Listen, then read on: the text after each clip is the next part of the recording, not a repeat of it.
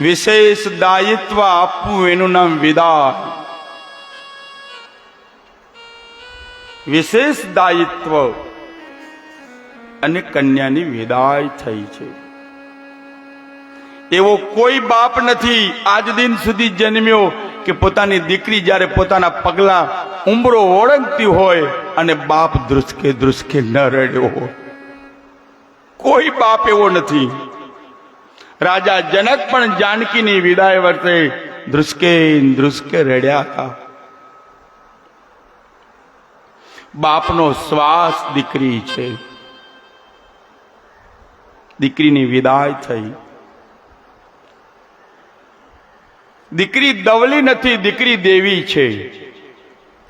અને એટલા માટે ત્રીજા અધ્યાયની અંદર સત્યનારાયણની કથામાં આવે છે કે કલાવતી કન્યા 16 વર્ષની થઈ ગઈ, ખબર ન પડી. કેમ કે જેમ સુદ પક્ષમાં પૂર્ણિમા વધે એમ દીકરી મોટી થવા લાગી. એટલે આજ દિન સુધી કોઈ બાપને પોતાની દીકરી ભારે નથી પડી. ભાગલા નથી માગતી એટલે ભારે નથી. અને 2 કે 3 કે 4 રાખજો, ખબર પડે કેવા ભાગલા પાડે છે. દીકરી ભાગ ન માગે એટલે ભારે.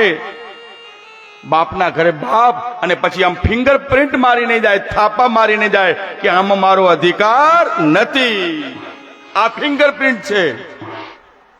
આ થાપા મારવા એટલે બાપ મારા ભાઈને બધું મેં આપ્યું, આમાં મારું નથી. કેવી સુંદર વ્યવસ્થાઓ છે, સમજો.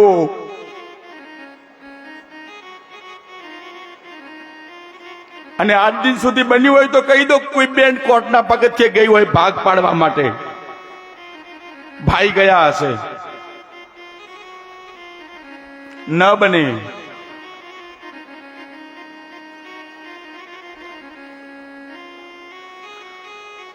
કહેવાનું તાત્પર્ય એ છે કે દીકરી દેવી છે, દેવમયી છે. આ